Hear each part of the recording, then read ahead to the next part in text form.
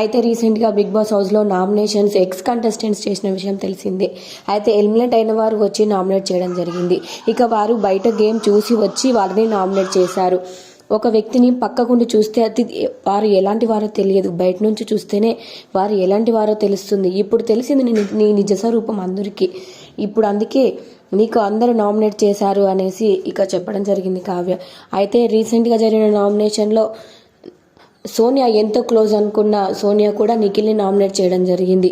అలాగే శేఖర్ భాష, సీత ఇలా వచ్చిన వారంతా నిఖిల్ అండ్ ప్రేరణ, యష్మి వీళ్ళనే చేయడం టార్గెట్ చేసి నామినేట్ చేయడం జరిగింది. వీళ్ళలో గ్రూపిజం కనిపిస్తుంది అనేసి చాలామంది అయితే వచ్చిన కంటెస్టెంట్స్ అందరూ చెప్పి నామినేట్ చేయడం జరిగింది. అయితే ప్రతి ఒక్కరు ఇదే పాయింట్ చెప్పి నామినేట్ చేయడంతో ఇప్పుడు అర్థమైందా మీ నిజ స్వరూపాలు ఇప్పుడు ఏంటో అనేసి ఇంకా కావ్య చెప్పడం జరిగింది. అలాగే ఇంకా సోనియా ఆకుల కూడా తన ఇన్స్టాగ్రామ్ ఖాతాలో పోస్ట్ చేయడం జరిగింది.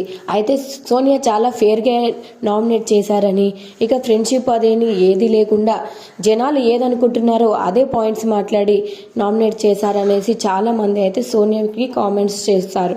అయితే ఈ కామెంట్స్ని సోనియా తన ఇన్స్టాగ్రామ్ ఖాతా ద్వారా షేర్ చేసుకున్నారు.